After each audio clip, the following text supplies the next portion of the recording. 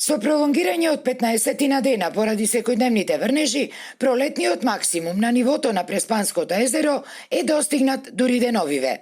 Но поради слабите снежни врнежи, нивото не успеа да се покачи до горната линија на трендот и претходно испрогнозираниот пролетен максимум околу кота 842,28 см.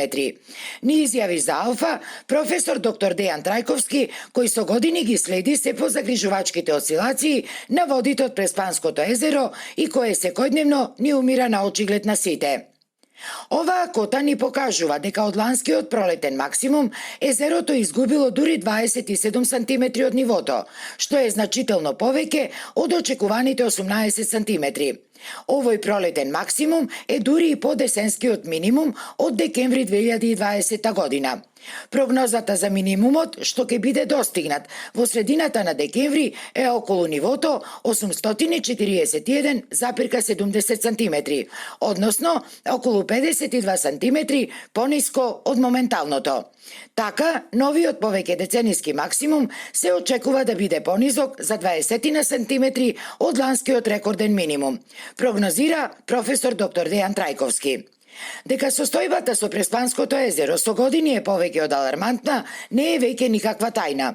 Според последните официјални пресметки на Министерството за животна средина, од 2021 година Преспанското езеро досега загубило фрапантни 53 милиони кубни метри вода, што е еднакво на една вештачка акумулација, тврдат преспански екоактивисти кои се повикуваат на анализите од професионалните екологисти.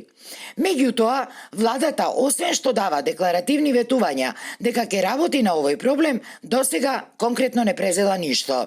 Ние разговаравме со ресорните министерства во однос на овој проблем и дека во наредниот период ќе мора да се изработи анализа врз основа на која ќе може да се определат активности и мерки како да се спаси, да кажеме, Преспанското езеро, исто како што во минатото беше направено и со Охридското езеро. Што е уште пострашно и поапсурдно, неодамна со назнака итно, владата побарала од општина Ресен дури да ги врати претходно замрзнатите наменски средства во висина од 84 милиони денари, а кои се наменети токму за спас на езерото. Ова барање општината категорично го одбила, независно од евентуалните можни последици или казни кои би ги претрпела.